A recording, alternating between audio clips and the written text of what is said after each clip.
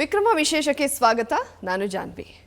ವೀಕ್ಷಕರೇ, liver cirrhosis ಸಮಸ್ಯೆ ಬಂದ್ಬಿಟ್ರೆ ಎಷ್ಟೋ ಜನ ಅನ್ಕೋತಾರೆ ನಮ್ಮ ಕಥೆ ಮುಗೀತು ಅಂತ. ಯಾಕಂದರೆ ಲಿವರ್ ಟ್ರಾನ್ಸ್ಪ್ಲಾಂಟೇಷನ್ಗೆ ಮಿನಿಮಮ್ ಅಂದರೂ 40 ಲಕ್ಷದಿಂದ 1 ಕೋಟಿ ಖರ್ಚಾಗುತ್ತೆ.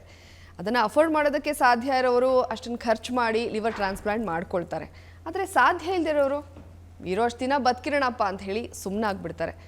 ಸೊ ಇಂಥವ್ರಿಗೆ ನಿಜವಾಗ್ಲೂ ಕೂಡ ಏನಾದರೂ ಪರಿಹಾರ ಇದೆಯಾ? ಮಿರಾಕಲ್ ಡ್ರಿಂಕ್ಸ್ ನಿಯೋ ಆಯುರ್ವೇದ ಇದ್ರ ಬಗ್ಗೆ ಏನು ಹೇಳುತ್ತೆ?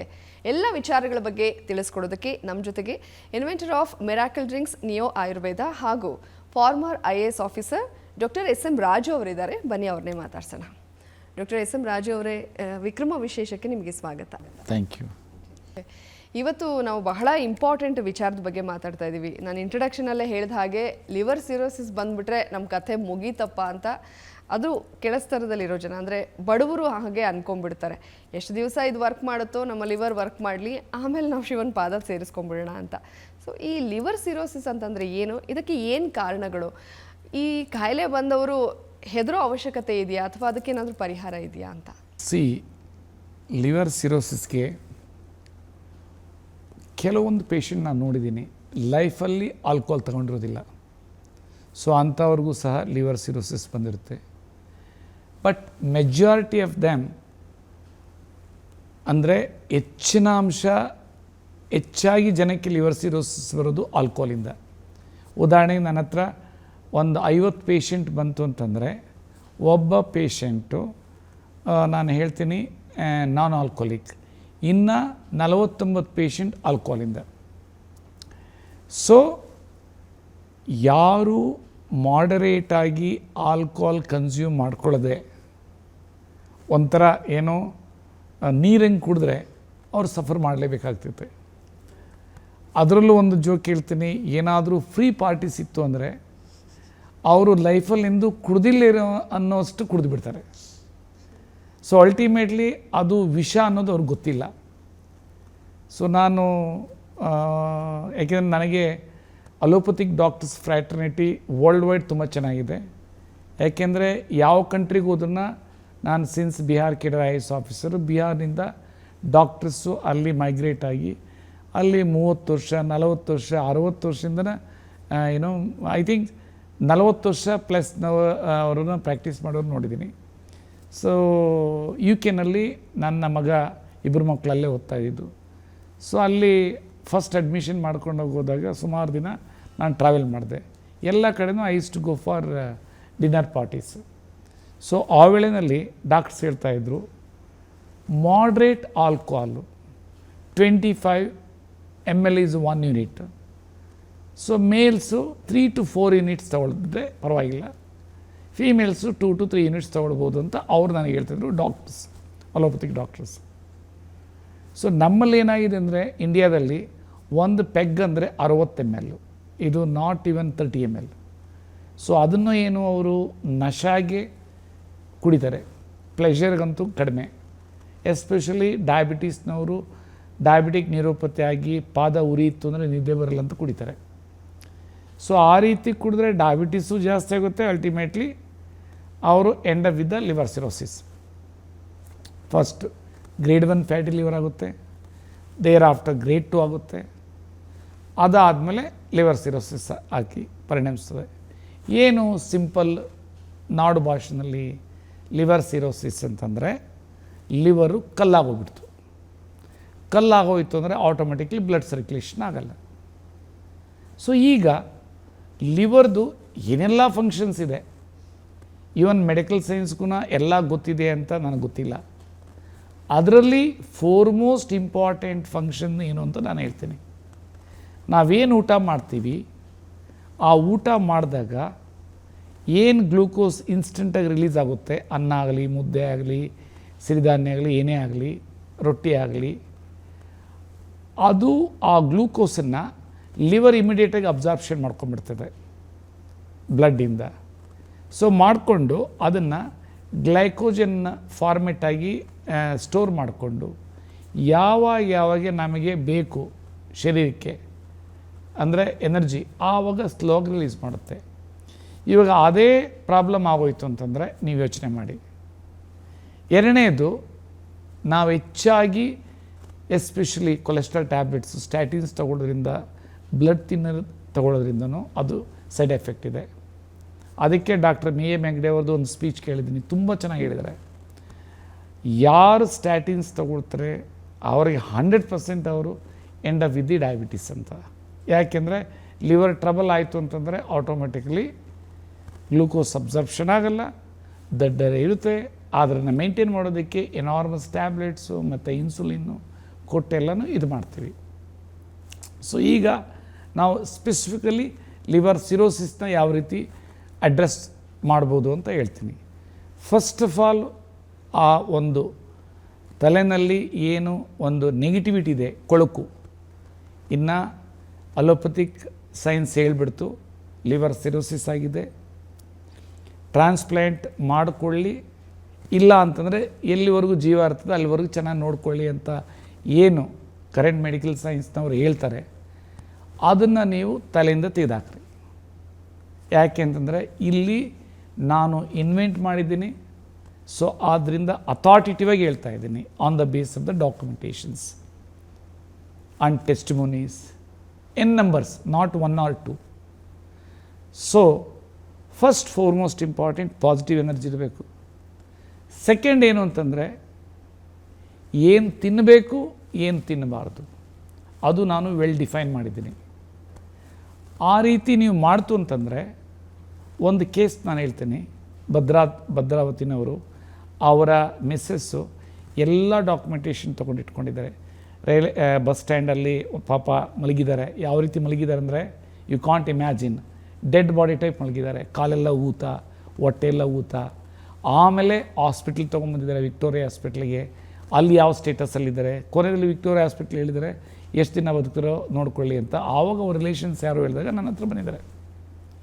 ಸೊ ಅವರು ಐ ಥಿಂಕ್ 21 days ಆದಮೇಲೆ ನನ್ನ ಹತ್ರ ಮತ್ತೆ ಬಂದರು, ಅವರ ಹಸ್ಬೆಂಡ್ ಕರ್ಕೊಂಡು. ಖುಷಿ ಆಯ್ತು ನೋಡಿ, ಯಾಕಂದರೆ ಫಸ್ಟ್ ಬಂದಾಗ ಅವ್ರ ವೈಫೇ ಬಂದು ಟ್ರೀಟ್ಮೆಂಟ್ ತೊಗೊಂಡು ಇದ್ದು ಅಂತ ಕಾಣುತ್ತೆ. ಸೊ ಬಂದಾಗ ಅವ್ರು ಏನು ಹೇಳಿದ್ರು ಅಂದರೆ 11 ಲೀಟರ್ ಅಸೈಟಿಸ್ ಅಂದರೆ ವಾಟರ್ ಅಕ್ಯುಮುಲೇಷನ್ ಇದ್ದಿದ್ದು ಚೆಸ್ಟು ಹೊಟ್ಟೆನಲ್ಲಿ 10 ದಿನದಲ್ಲೇ ಆಚೆ ಹೋಗಿದೆ. ಅಂದರೆ ಅವರು ಸ್ಟ್ರಿಕ್ಟಾಗಿ ನಾನು ಏನು ಹೇಳಿದ್ದೀನಿ ಆ ಒಂದು ಊಟದ ಒಂದು ಆಹಾರ ಪದ್ಧತಿನ ಅವರು ಬಳಸಿದ್ದಾರೆ ಅಂತ ಹೇಳ್ತೀನಿ. ಅಂದರೆ ಒಂಥರ ಸ್ಟ್ರಾಂಗಾಗಿ ಹೇಳ್ಬೇಕಂದ್ರೆ ಅವರು ಮೂತಿ ನೆಟ್ಕಿಟ್ಕೊಂಡಿದ್ರೆ ಅಂತ ನಾನು ಹೇಳ್ತೀನಿ. ಇಲ್ಲ ಅಂದರೆ ಅದು ತಿನ್ನಬೇಕು, ಇದು ತಿನ್ನಬೇಕು, ನಂಗೆ ಟೇಸ್ಟ್ ಬೇಕು ಅಂತಂದರೆ ಅವ್ರು ಉಳಿಯಲ್ಲ. ಇದೇನು ಅಂತಂದರೆ ಲೈಫ್ ಒಂದೇ ಸರಿ ಬರೋದು, ಇನ್ನೊಂದು ಸರಿ ಬರೋದಿಲ್ಲ. ಸೊ ಇನ್ನೊಂದು ಕೇಸ್ ನಾನು ಹೇಳ್ತೀನಿ, ಅದನ್ನು ಡಾಕ್ಯುಮೆಂಟ್ಸನ್ನ ಈ ಒಂದು TV ಚಾನಲ್ ಮುಖಾಂತರ ನೀವು ನೋಡ್ಬೋದು. ಸೊ ಆ ವ್ಯಕ್ತಿ ಆಲ್ಕೋಹಾಲಿಕ್, ಇದು ವೆರಿ ಅಫೋರ್ಡಬಲ್ ಫ್ಯಾಮಿಲಿ ಇವರು. So total bilirubin 28.44 something, SGOT 200+, SGPT 80+. ನೀವು ಯೋಚನೆ ಮಾಡಿ, ಫುಲ್ ನೀರು ತುಂಬಿಕೊಂಡಿದೆ, 2 ಸರಿ ನೀರು ತೆಗೆಸಿದ್ದಾರೆ, ಎಲ್ಲ ಹಾಸ್ಪಿಟ್ಲ್ಗಳಿಗೂ ಹೋಗಿದ್ದಾರೆ. ಸೊ ಅಲ್ಟಿಮೇಟ್ಲಿ ಲಿವರ್ ಟ್ರಾನ್ಸ್ಪ್ಲಾಂಟ್ ಅಂದಾಗ ಅವ್ರಿಗೆ ಟ್ರಾನ್ಸ್ಪ್ಲಾಂಟ್ ಇಲ್ಲದೇ ಕ್ಯೂರ್ ಆಗಬೇಕು ಅಂತ ಹೆಂಗೋ ಮಿರಾಕಲ್ಸ್ ಗೊತ್ತಾಯಿತು. ನನ್ನ ಹತ್ರಕ್ಕೆ ಬಂದಿದ್ದಾರೆ ಏಪ್ರಿಲ್ ಮಂತಲ್ಲಿ. ನಿಮಗೆ ಆಶ್ಚರ್ಯ ಅನಿಸುತ್ತೆ, ನಾನು ಈಗ ಹೇಳಿದ ರಿಪೋರ್ಟ್ ಏಪ್ರಿಲ್ ಮಂತದ್ದು. May 17 ರಿಪೋರ್ಟು ತಗೊಂಡು ಕೆಲವು ದಿನಗಳಿಂದ ನನ್ನ ಹತ್ರಕ್ಕೆ ಬಂದರು. ಜಸ್ಟ್ ಮಾರ್ಚ್ ರಿಪೋರ್ಟ್, ಅದು ಮಾರ್ಚು ಏಪ್ರಿಲ್ ಅಂದರೆ 60 ದಿನ, ಮೇ 17 ಅಂದರೆ 60 + 17 72 ದಿನಕ್ಕೆ ಆಲ್ಮೋಸ್ಟ್ ನಾರ್ಮಲ್ ಆಗಿದೆ. ಟೋಟಲ್ ಬ್ಯುರ್ಲಿನ್ 4+ 4 ಸಮಥಿಂಗ್ ಆ್ಯಂಡ್ SGOT 200+ ಇದ್ದಿದ್ದು ಆಲ್ಮೋಸ್ಟ್ 50 ಆ್ಯಂಡ್ SGPT ನಾರ್ಮಲ್ ಆಗೋಗಿದೆ. ಈ ಬಾಡಿ ಅವ್ರಿಗೂ ಅಷ್ಟೇ ಸ್ವೆಲ್ಲಿಂಗ್ ಎಲ್ಲನೂ 10 to 15 ಡೇಸಲ್ಲಿ ಹೊಟ್ಟೋಗಿದೆ. ಸೊ ಆಲ್ಮೋಸ್ಟ್ ನಾರ್ಮಲ್ ಪರ್ಸನ್ ಆಗಿದ್ದಾರೆ. ಆ ರೀತಿ ಈ ಒಂದು ಮಿರಾಕಲ್ ಡ್ರಿಂಕ್ಸ್ ಡಿಫೈನ್ ಮಾಡಿರೋ ಒಂದು ಆಹಾರ ಪದ್ಧತಿ ಮತ್ತು ಮಿರಾಕಲ್ ಡ್ರಿಂಕ್ಸ್ ಸಪ್ಲಿಮೆಂಟ್ಸಿಂದ ಅವರಿಗೆ ಹೀಲಾಗಿ ಕ್ಯೂರ್ ಆಗಿದ್ದಾರೆ. According to magic and remedies acts ಪ್ರಕಾರ ಕ್ಯೂರ್ ಅನ್ನೋ ಶಬ್ದ ಯೂಸ್ ಮಾಡಬಾರ್ದು. ಬಟ್ ಇಲ್ಲಿ ಆಹಾರ ಪದ್ಧತಿಯಿಂದ ಆಗ್ತಾ ಇದ್ದಾರೆ. ನಾನೇನು ಸಪ್ಲಿಮೆಂಟ್ಸ್ ಕೊಡ್ತಿದ್ದೀನಿ it will act like a prebiotics. ಆಹಾರ ಪದ್ಧತಿ ಕರೆಕ್ಟಾಗಿ ಉಪಯೋಗಿಸ್ದೆ ಬರೀ ನನ್ನ ಸಪ್ಲಿಮೆಂಟ್ ತೊಗೊಂಡ್ರೆ ಏನು ಉಪಯೋಗ ಆಗಲ್ಲ. ಯಾಕೆಂದರೆ ಇದು it will act like a catalyst. ಈಗ ನಾನು ಆಹಾರ ಪದ್ಧತಿ ಬಗ್ಗೆ ನಿಮಗೆ ಹೇಳ್ತೀನಿ. 1 ಲೀಟ್ರ್ ಮೇಲೆ ನೀರು ಕುಡಿಬಾರ್ದು, ಅದು ಫಸ್ಟ್ ಇರಬೇಕು. ಎರಡನೇದು, ಒಂದೊಂದು ಊಟಕ್ಕೆ 1 ಗ್ರಾಮ್ ಉಪ್ಪು ಅಷ್ಟೇ ಉಪಯೋಗಿಸ್ಬೇಕು. ಸಪ್ಪೆ ಊಟ ಇರಬೇಕು, 1 ಗ್ರಾಮ್ ಉಪ್ಪು ಯೂಸ್ ಮಾಡಬೇಕು. ಆಮೇಲೆ ಏನೇ ಅಡುಗೆ ಮಾಡಿದ್ರೂ ಸಹ ಇವ್ರಿಗೆ ಸಪ್ರೇಟ್ ಅಂತ ಮಾಡಬಾರ್ದು, ಅವಾಗ ಕೆಟ್ಟದಾಗಿರುತ್ತೆ. ಮಾಮೂಲಿ ಮಾಡಬೇಕು. ಬೇಳೆ ಮಾಡಿದ್ರನ್ನ ಬೇಳೆನ ಬಾಯ್ಲ್ ಮಾಡಬೇಕು, ನೀರು ತೆಗಿಬೇಕು. ಅವಾಗ ತಲೆ ಇಟ್ಕೊಬಾರ್ದು ಅದರಲ್ಲಿ ನ್ಯೂಟ್ರಿಷಿಯಸ್ ಇದು ಕಂಟೆಂಟ್ ಹೋಗುತ್ತೆ ಅಂತ. ನೋ, ಸರ್ಟನ್ ಅಂಶ ಹೋಗ್ಬೋದು, ಬಟ್ ಅದರಲ್ಲಿ ಮೇಜರ್ ಇರುತ್ತೆ. ಎರಡನೇದು, ಸೊಪ್ಪು ತರಕಾರಿ ಏನೇ ಮಾಡಿದ್ರೂ ಬಾಯ್ಲ್ ಮಾಡಿ ಅದರ ನೀರು ತೆಗಿಬೇಕು. ಆಮೇಲೆ ವೆಜಿಟೇಬಲ್ಸ್ನ ಲೀಚ್ ಮಾಡಬೇಕು, ಯಾಕೆಂದರೆ ರಾ ವೆಜಿಟೇಬಲ್ ಜ್ಯೂಸನ್ನು ನಾನು ಅಡ್ವೊಕೇಟ್ ಮಾಡ್ತೀನಿ. ಸಾಮಾನ್ಯವಾಗಿ ಅಡುಗೆ ಮಾಡಿ ಬಾಯ್ಲ್ ಮಾಡಿ ನೀರು ತೆಗೆದು ಎಲ್ಲ ಮಸಾಲೆ ಹಾಕಿ ಉಪ್ಪಿಲ್ದಂಗೆ ಚೆನ್ನಾಗಿ ಪ್ರಿಪ್ರೇಷನ್ ಮಾಡಿ ಅರ್ಧ ಟೀ ಸ್ಪೂನು ಎಣ್ಣೆ ಅಥವಾ ಬೆಣ್ಣೆ ಅಥವಾ ತುಪ್ಪದಲ್ಲಿ ಒಗ್ಗರಣೆ ಕೊಡಬೇಕು. ಅದು ಏನು, ಅರ್ಧ ಟೀ ಸ್ಪೂನ್ ಅಂದರೆ ಇಡೀ ಫ್ಯಾಮ್ಲಿಗೆ. ನಿಮಗೆ ಗೊತ್ತು, ಈಗಂತೂ 4 ಲೀಟ್ರಿಂದ 8 ಲೀಟ್ರ್ ಆಯಿಲ್ ಯೂಸ್ ಮಾಡ್ತಾರೆ. ಒಂದು 4 ಜನ 5 ಜನ ಇರೋ ಫ್ಯಾಮಿಲಿ ಮಂತ್ಲಿ, ಅದಕ್ಕೇ ರೋಗಗಳು ಅಷ್ಟು ಬರೋದು. ಸೊ ಇಲ್ಲಿ ಅರ್ಧ ಟೀ ಸ್ಪೂನ್ ಒಗ್ಗರಣೆ ಯೂಸ್ ಮಾಡ್ತು ಅಂದರೆ ಆ ವಾಸನೆಯೂ ಚೆನ್ನಾಗಿರುತ್ತೆ, ಆ ಖುಷ್ಬು. ಆಮೇಲೆ ಸೆಕೆಂಡ್ಲಿ ಇಡೀ ಫ್ಯಾಮಿಲಿಗೆ ಅದು ಅರ್ಧ ಟೀ ಸ್ಪೂನ್ ಆಗುತ್ತೆ. ಆವಾಗ ಇವರು ಖುಷಿ ಆಗ್ತದೆ ತಿನ್ನೋದಕ್ಕೆ.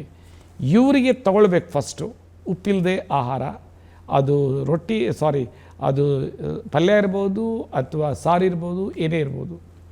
ಆಮೇಲೆ ಫ್ಯಾಮ್ಲಿಯವರು ಉಪ್ಪು ಹಾಕ್ಕೋಬೇಕು. ಇವರು 1 ಗ್ರಾಮ್ ಪಾಕೆಟ್ ಇಟ್ಕೊಂಡು ಬೆಳಗ್ಗೆ 1 ಗ್ರಾಮ್, ಮಧ್ಯಾಹ್ನ ಸಂಜೆ, ಇದು ಕರೆಕ್ಟಾಗಿ ಮೇಂಟೈನ್ ಮಾಡಬೇಕು. ಎರಡನೇದು, ಫ್ರೂಟ್ ಜ್ಯೂಸಸ್ಸು ಆಲ್ಕೋಹಾಲು ಯಾವುದು ತೊಗೊಳ್ಬಾರ್ದು. ಓನ್ಲಿ, ಯಾಕೆಂದರೆ ಲಿವರ್ ಸಿರೋಸಿಸ್ ಕಿಡ್ನಿನೂ ಪ್ರಾಬ್ಲಮ್ ಇರ್ತದೆ, ಅದರಿಂದ ಪೊಟ್ಯಾಷಿಯಮ್ ಜಾಸ್ತಿ ಹೋಗಬಾರ್ದು. ಓನ್ಲಿ ರಾ ವೆಜಿಟೇಬಲ್ ಜ್ಯೂಸ್ ನಾನೇನು ಹೇಳ್ತೀನಿ ಡಿಫೈನ್, ಅದು ಒಂದು 50ರಿಂದ 60 ml 2 ಸರಿ ತೊಗೊಳ್ಬೇಕು. ಬನಾನಾ ಸ್ಟೆಮ್ ಜ್ಯೂಸು ಬಾಳೆದಿನ ರಸ 1-2 ಸರಿ ತೊಗೊಳ್ಬೇಕು.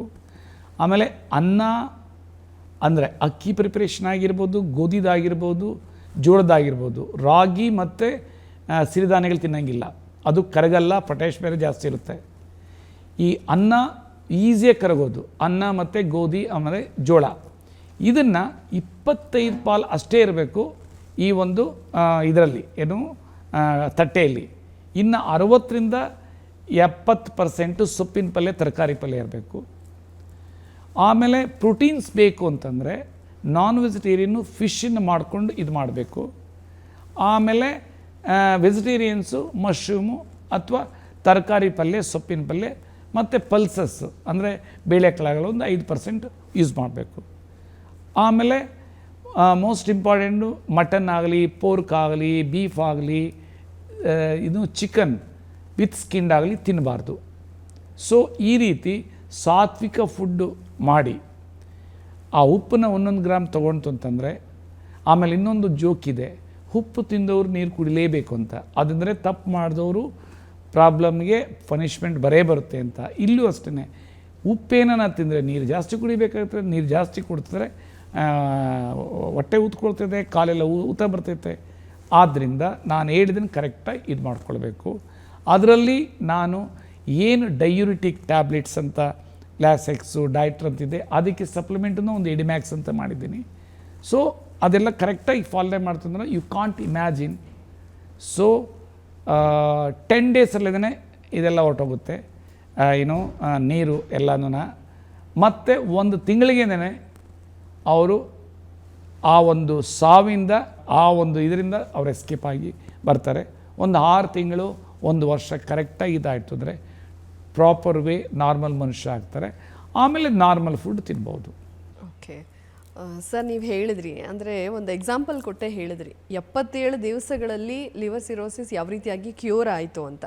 ಹಾಗಾದರೆ ಈ ಮಿರಾಕಲ್ ಡ್ರಿಂಕ್ಸ್ನ ವಿಶೇಷತೆ ಏನು ಅಂತ? ಮಿರಾಕಲ್ ಡ್ರಿಂಕ್ಸ್ ನಿಯೋ ಆಯುರ್ವೇದದಲ್ಲಿ ಅಂತಹ ಯಾವೆಲ್ಲ ಉಪಯುಕ್ತ ಅಂಶಗಳಿರುತ್ತೆ? ಇದು ವೆರಿ ಇಂಪಾರ್ಟೆಂಟ್ ಕ್ವಶನ್. ಸೊ ಇಲ್ಲಿ ಏನು ಅಂತಂದರೆ, ಫಸ್ಟ್ ಆಫ್ ಆಲ್ ಮನಸ್ಸಲ್ಲಿ ಇಟ್ಕೊಳ್ರಿ, ಈ ಮಿರಾಕಲ್ ಡ್ರಿಂಕ್ಸ್ ಅನ್ನೋದು ಬ್ರ್ಯಾಂಡ್ ನೇಮ್. ಅದರಲ್ಲಿ ನಾನು ಲಿವರ್ ಸಿರೋಸಿಸ್ಗೆ ಡಿಫೈನ್ ಮಾಡಿದ್ದೀನಿ. 3 ಸಪ್ಲಿಮೆಂಟ್ ಬೆಳಗ್ಗೆ, 3 ಸಪ್ಲಿಮೆಂಟ್ ಸಂಜೆ ಅಂದರೆ ರಾತ್ರಿ, 1 ಸಪ್ಲಿಮೆಂಟ್ ಮಧ್ಯಾಹ್ನ. ಆಮೇಲೆ ಲಿವರ್ ಸಿರೋಸಿಸ್ಗೆ ಏನು ನಾನು ಸಪ್ಲಿಮೆಂಟ್ ಕೊಡ್ತೀನಿ ಅದರಲ್ಲಿ ಪ್ಯಾಂಕ್ರಿಯಾಸ್ದು ಏನು ಎಂಡೋಕ್ರೈನ್ ಏರಿಯಾ ಅದು ಹೀಲಾಗಿ ಇನ್ಸುಲಿನ್ ಉತ್ಪತ್ತಿ ಆಗುತ್ತೆ. ಆದ್ದರಿಂದ ಆ ಒಂದು ಡಯಾಬಿಟಿಸ್ ಮೆಡಿಕೇಷನ್ಸ್ ಏನಿದೆ ಇನ್ಸುಲಿನ್ ಅವೆಲ್ಲ ಅದು ಬಿಡಬೇಕಾಗುತ್ತೆ. 3ನೇ ದಿನವೇ ಇನ್ಸುಲಿನ್ 50% ರೆಡ್ಯೂಸ್ ಮಾಡಬೇಕಾಗ್ತದೆ. ಸೊ ಇಲ್ಲದವ್ರಿಗೆ ಏನು ತೊಂದರೆ ಇಲ್ಲ. ಟ್ಯಾಬ್ಲೆಟ್ ಇದ್ದರೆ 4th ಡೇ 50% ಕಟ್ ಮಾಡಬೇಕಾಗ್ತದೆ. ಎರಡನೇದು ಏನಂದರೆ ಇದು ಪ್ರೀಬಯೋಟಿಕ್, ಅಂದರೆ ನಮ್ಮ ಹೊಟ್ಟೆಯಲ್ಲಿರೋ ಉಪಯುಕ್ತ ಜೀವಾಣುಗಳಿಗೆ ಆಹಾರವಾಗಿ ಇದು ಕೆಲಸ ಮಾಡುತ್ತೆ. ಆವಾಗ ಆ ಉಪಯುಕ್ತ ಜೀವಾಣು ಪರ್ಟಿಕ್ಯುಲರ್ ಎನ್ಸೈಮ್ಸ್ ಉತ್ಪತ್ತಿ ಮಾಡಿದಾಗ ಅದು ಕೆಟಲಿಸ್ಟ್ ಆಗಿ ಆ್ಯಕ್ಟ್ ಆಗಿ ಆ ಒಂದು ಲಿವರ್ ಸಿರೋಸಿಸಲ್ಲಿ ಏನು ಬ್ಲಾಕೇಜ್ ಆಗಿ ಬ್ಲಡ್ ವೆಸಲ್ಸು, ಬ್ಲಡ್ ಸರ್ಕ್ಯುಲೇಷನ್ ಆಗದೆ ಕಲ್ಲಾಗಿದೆ, ಅದೆಲ್ಲದನ್ನು ರೆಗ್ಯುಲೇಟ್ ಆಗುತ್ತೆ. ಆ ರೆಗ್ಯುಲೇಟ್ ಆಗುವಂಥ ಅಂಶನ, ಆ ನ್ಯೂಟ್ರಿಯೆಂಟ್ಸ್ನ ಇದು ಸಪ್ಲೈ ಮಾಡುತ್ತೆ.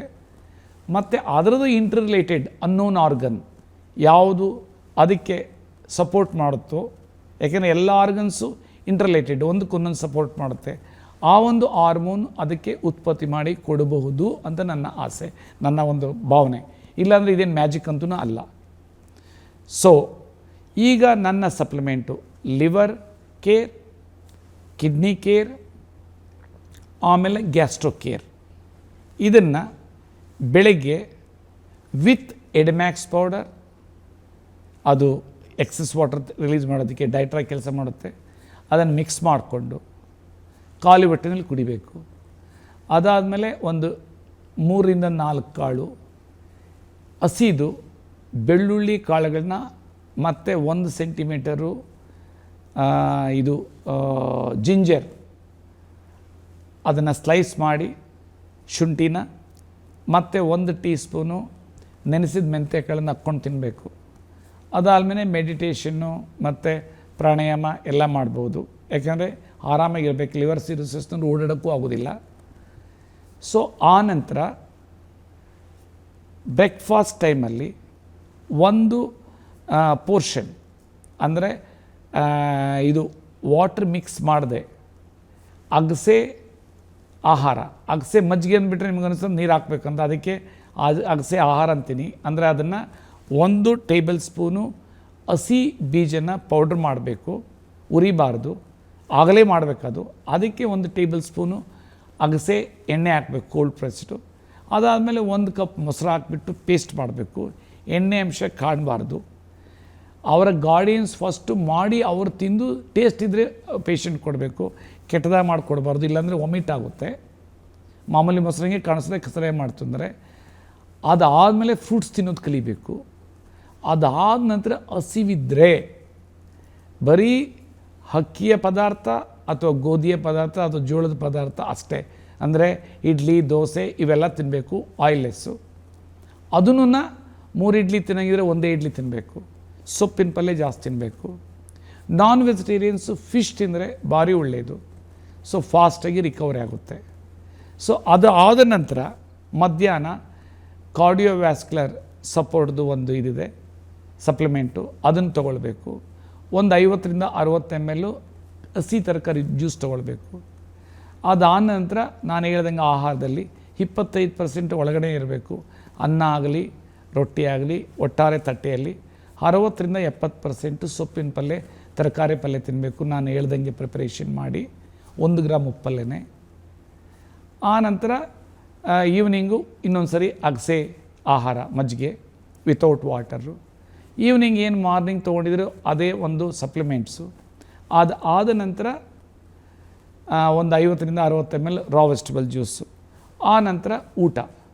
ಸೊ ಮಾಡಿ ಮತ್ತು ಬಾಳೆದಿನ ರಸನೂ 2 ಸರಿ ಹೇಳ್ತೀನಿ, ಅದು ಯಾವ ಬೇಕಾದ್ರೂ ಅದು ಕಂಫರ್ಟಬಲಿ ತೊಗೊಳ್ಬೋದು. ಈ ರೀತಿ ನೀವು ಮಾಡ್ತು ಅಂತಂದರೆ ಆ ಹೊಟ್ಟೆ ನೋವು ಏನಿರ್ತದೆ 3 ದಿನದಿಂದ 1 ವಾರ ಕೊಟ್ಟೋಗುತ್ತೆ. 10 ದಿನದಲ್ಲಿ ನಿಮ್ಮದು ಏನು ಅಸೈಟಿಸು, ಎಡಿಮಾ ಅದು ಕ್ಲಿಯರ್ ಆಗುತ್ತೆ. ಬಟ್ ಹಾನೆಸ್ಟಾಗಿ, ಆತ್ಮಸಾಕ್ಷಿಯಾಗಿ ನನ್ನ ಆಹಾರ ಪದ್ಧತಿನ ನೀವು ಬಳಸಿದ್ರೇ ಈ ಒಂದು ಸಪ್ಲಿಮೆಂಟ್ ಕೆಲಸ ಮಾಡೋದು, ಇಲ್ಲ ಅಂದರೆ ಸುಮ್ಮನೆ ದುಡ್ಡು ವೇಸ್ಟ್ ಅಷ್ಟೇ. ನಾನೇ ಆಮೇಲೆ ಒಂದು ಹೇಳ್ತೀನಿ, ನನ್ನಲ್ಲಿ ಬರೋರು ಎಲ್ಲ ಪೇಷಂಟ್ಸು ಕರೆಂಟ್ ಮೆಡಿಕಲ್ ಸೈನ್ಸ್ ಏನಿದೆ ಅದು ಆಯುರ್ವೇದ ಇರ್ಬೋದು, ಯುನಾನಿ ಇರ್ಬೋದು, ಅಲೋಪತಿ ಇರ್ಬೋದು, ಅದೆಲ್ಲ ನೋಡಿದ್ದಾದಮೇಲೆ ಮಿರಾಕಲ್ ಡ್ರಿಂಕ್ಸ್ ಈ ನ್ಯೂ ಆಯುರ್ವೇದಿಗೆ ಬರೋದು. ಯಾಕೆಂದರೆ ಕೆಲವೊಂದು ವೇಳೆ ಗೂಗಲ್ಗೆ ಹೋಗ್ಬಿಟ್ಟು ಇನ್ಕ್ಯೂರಬಲ್ ಅಂದಾಗ ಪಾಪಪ್ ಆಗುತ್ತೆ, ಎಲ್ಲ ಇದು ನೋಡ್ತಾರೆ ಮಾಡ್ತಾರೆ. ಸೊ ಅಂದರೆ ಬಟ್ ಮೋಸ್ಟ್ ಇಂಪಾರ್ಟೆಂಟ್ ಅಂದರೆ ತಲೆಯಲ್ಲಿ ಆ ಹುಳು ಇದೆಯಲ್ಲ, ಇನ್ನು ನನ್ನ ಲೈಫ್ ಹೋಯಿತು ಅಂತ ಆ ಹುಳು ನೀವು ತೆಗೆದುಹಾಕ್ಬಿಡ್ಬೇಕು. 100% ನಾನು 100 ವರ್ಷ ಬದುಕ್ತೀನಿ ಅಂತ ನೀವು ಮನಸ್ಸಲ್ಲಿ ಇಟ್ಕೊಳ್ಬೇಕು. ಎರಡನೇದು, ನಿಮ್ಮ ಮೂತಿ ಅಂದರೆ ನಿಮ್ಮ ಒಂದು ರುಚಿನ ಸ್ವಲ್ಪ ದೂರ ಇಡಬೇಕು. ಈಗಿತ್ತು ಅಂದರೆ 100% ಚೆನ್ನಾಗಾಗ್ತಾರೆ. Okay, so miracle drinks neo Ayurveda ಅದು ಸೇವನೆ ಜೊತೆಗೆ ನಮ್ಮ ಆಹಾರ ಪದ್ಧತಿ ಹೀಗೆ ಇದ್ದರೆ ಮಾತ್ರ ವರ್ಕ್ ಆಗೋದು ಅಂತ ಹೇಳಿ ಸಾಕಷ್ಟು ಸಲಹೆಗಳನ್ನು ಕೊಟ್ರಿ. ಹಾಗಾದರೆ ಈ ಮಿರಾಕಲ್ ಡ್ರಿಂಕ್ಸ್ ನಿಯೋ ಆಯುರ್ವೇದಕ್ಕೂ ಈಗಿರುವ ಆಧುನಿಕ ವೈದ್ಯಕೀಯ ಪದ್ಧತಿ ತಂತ್ರಜ್ಞಾನಕ್ಕೂ ಇರುವಂತಹ ಡಿಫ್ರೆನ್ಸಸ್ ಏನು? ವಂಡರ್ಫುಲ್, ಇದು ಏನೋ ಗ್ರೇಟ್ ಕ್ವಶನ್. ಸೊ ಇದನ್ನು ಹೇಳ್ತೀನಿ ನೋಡಿ. Basically blood circulation system, blood ಅಂದರೆ ಟ್ರಕ್ಕು, ಹಾರ್ಟ್ ಅಂದರೆ ಟ್ರಕ್ ಇಂಜಿನ್. ಈಗ ಕರೆಂಟ್ ಮೆಡಿಕಲ್ ಸೈನ್ಸಲ್ಲಿ ನಮ್ಮ ರಕ್ತನಾಳ ಏನಿದೆ, ಪರ್ಟಿಕ್ಯುಲರ್ಲಿ ಆರ್ಟ್ರಿ ಏರಿಯಾ, ಏನೋ ವೇನ್ಸಲ್ಲಿ ಅದೂ ಇಲ್ಲ. ಹಾರ್ಟ್ರೀಸ್ ಏರಿಯಾದಲ್ಲಿ 15 mm ಇಂದ 25 mm ಏನು ಸೈಜ್ ಇದೆ ಅಲ್ಲಿ ಬ್ಲಡ್ ಸರ್ಕ್ಯುಲೇಷನ್ ಮಾಡಿ ಅದಕ್ಕೆ ಆಕ್ಸಿಜನ್ನು ಮತ್ತು ಹಾರ್ಮೋನು ಫುಡ್ ಕಳಿಸೋದಕ್ಕೆ ಸ್ಟೆಂಟು ಅಥವಾ ಬೈಪಾಸು ಅಥವಾ ಗ್ರಾಫ್ಟಿಂಗು ಮಾಡ್ತಾರೆ. ಆ ಡೌನ್ ದ ಲೈನ್ ಏನು ಸೆಲ್ಯುಲಾರ್ ಲೆವೆಲ್ ಬರುತ್ತೆ, ಆವಾಗ ಆ blood vessel size 1 micron to 20 micron ಆಗುತ್ತೆ. ಸೊ 1 micron ಅಂದರೆ 1/1000 mm, ಅಂದರೆ 1/1000 mm, ಕಣ್ಣು ಕಾಣಿಸಲ್ಲ. ಅದರ ಬ್ಲಾಕೇಜಸ್ ಏನು ಫೇಲ್ಯೂರ್ ಆಗುತ್ತೆ ಆರ್ಗನ್ನು, ವೆದರ್ ಲಿವರ್ ಆಗಲಿ ಏನೇ ಆಗಲಿ ಕಿಡ್ನಿ ಆಗಲಿ, ಅದನ್ನು ಸ್ವಚ್ಛ ಮಾಡಿ ಬ್ಲಡ್ ಸರ್ಕ್ಯುಲೇಷನ್ ಮಾಡೋದಕ್ಕಾಗೋದಿಲ್ಲ. ನಂತರ ವಾಪಸ್ಸೇನು ಬರ್ತದೆ ಬ್ಲಡ್ಡು, ಅಲ್ಲೂ ಏನು ವೇನ್ಸಲ್ಲಿ ಒಳಗಡೆ ಏನಾದರೂ ವಾಲ್ವ್ಸ್ ಡಿಸ್ಫಂಕ್ಷನ್ ಆಯಿತು ಅಂದರೆ ಅದಕ್ಕೂ ಕರೆಂಟ್ ಮೆಡಿಕಲ್ ಸೈನ್ಸಲ್ಲಿ ಇಲ್ಲ. ಓನ್ಲಿ ಲೇಸರ್ ಟ್ರೀಟ್ಮೆಂಟ್ ಕೊಡ್ತಾರೆ. ಅದು ಡಯಾಬಿಟೀಸ್ ಇತ್ತು ಅಂದರೆ ಆ ಲೇಸರ್ ಗಾಯ ಆಗಿ ಗ್ಯಾಂಗ್ರೇನ್ ಆಗಿ ಇದಾಗ್ತದೆ, ನಿದ್ದೆ ಬರಲ್ಲ, ಲೈಫ್ ಲಾಂಗ್ ಸಫರ್ ಪಡಬೇಕಾಗ್ತದೆ. ಅದನ್ನು ನಾವೇನು ಹೇಳ್ತೀವಿ ಅಂದರೆ ವೆರಿಕೋಸ್ ವೈನ್ ಅಂತೀವಿ. ಆ ವೆರಿಕೋಸ್ ವೈನ್ ಅಂದರೆ ಬ್ಯಾಕ್ವರ್ಡ್ ಫಾರ್ವರ್ಡ್ ಆಗಲ್ಲ. ಇಲ್ಲಿ ನಾನು ಮಾಡಿರೋ ಒಂದು ವಿಜ್ಞಾನ ಮತ್ತು ಇದೊಂದು ಸೊಲ್ಯೂಷನ್ಸಲ್ಲಿ ಆ ಎಲ್ಲನೂ ಹೀಲ್ ಆಗುತ್ತೆ ಇನ್ ಒನ್ ಗೋ. ಇಲ್ಲಾಂದರೆ ಇದೊಂದು ಮ್ಯಾಜಿಕ್ ಅಂತೂ ಅಲ್ಲ. ಸೊ ಆಮೇಲೆ ದ ಮೋಸ್ಟ್ ಇಂಪಾರ್ಟೆಂಟ್ ಏನು ಅಂತಂದರೆ, ಈ ಒಂದು ಬ್ಲಡ್ ಸರ್ಕ್ಯುಲೇಷನ್ ಸಿಸ್ಟಮ್ ಆದಾಗ ಸೆಲ್ ರೀಜನರೇಷನ್ ಪ್ರಾಸೆಸ್ ಆಗಿ ಆ ಒಂದು ಡಿಸ್ಫಂಕ್ಷನಲ್ ಆರ್ಗನ್ನು ರಿಜ್ಯುವಿನೇಷನ್ ಆಗಿ ಹೀಲಾಗುತ್ತೆ. ಸೊ ಅದೇ ಸ್ಪೆಷಲ್ಲು. ಇದಕ್ಕೆ ಕರೆಂಟ್ ಮೆಡಿಕಲ್ ಸೈನ್ಸಲ್ಲಿ ನೀವು ಪ್ಯಾಂಕ್ರಿಯಸ್ ತಗೊಳ್ಳಿ, ಪ್ಯಾಂಕ್ರಿಯಸಲ್ಲಿ ಎಕ್ಸೋಕ್ರೈನ್ ರೋಲ್ ಇದೆ. ಅಂದರೆ ಪ್ಯಾಂಕ್ರಿಯಟೈಟಿಸ್ ಮುಗುತ್ತಿದ್ರೆ ಏನೂ ಇಲ್ಲ, he has to live with the pain and he has to die. Endocrine ಆಯಿತು ಅಂದರೆ ಏನೋ ಬೀಟಾ ಸೆಲ್ಸ್ ವರ್ಕ್ ಆಗಲಿಲ್ಲ ಅಂದರೆ ಇನ್ಸುಲಿನ್ ಅಥವಾ ಟ್ಯಾಬ್ಲೆಟ್ ಇದೆ, and one has to get survive peacefully. But ಅದಕ್ಕಿಲ್ವೇ ಇಲ್ಲ. ಅದೇ ರೀತಿಯೇ ಕಿಡ್ನಿ ಆಯಿತು ಅಂದರೆ ಅದಕ್ಕೂ ಇಲ್ಲ ಡಯಾಲಿಸಿಸಲ್ಲಿ ಇರಬೇಕು, ಇಲ್ಲ ಕಿಡ್ನಿ ಟ್ರಾನ್ಸ್ಪ್ಲಾಂಟ್ ಮಾಡಬೇಕು. ಅದೇ ರೀತಿ ಲಿವರ್ ಸಿರೋಸಿಸಲ್ಲೂ ಅಷ್ಟೇ. ಲಿವರ್ ಸಿರೋಸಿಸ್ ಆಯಿತು ಅಂತಂದರೆ ಈ ಕಡೆಗೆ ಟ್ರಾನ್ಸ್ಪ್ಲಾಂಟ್ ಇಲ್ಲ ಅಂದರೆ ಡಯಾಲಿಸಿಸ್ ಹಂಗೆ ಟೆಂಪ್ರರಿದೇನೂ ಇಲ್ಲ. ಸೊ ಇಲ್ಲಿ ಮಿರಾಕಲ್ ಡ್ರಿಂಕ್ಸ್ ನ್ಯೂ ಆಯುರ್ವೇದದಲ್ಲಿ ಇದು 100% ಇದೆ. ಬಟ್ ಅವರು ಬಾಟಮ್ ಆಫ್ ದ ಆರ್ಟ್ ಅಂದರೆ ಆತ್ಮಸಾಕ್ಷಿಯಾಗಿ ಅವರ ಒಂದು ರುಚಿನ ಕಂಟ್ರೋಲ್ ಇಟ್ಕೊಳ್ಬೇಕು.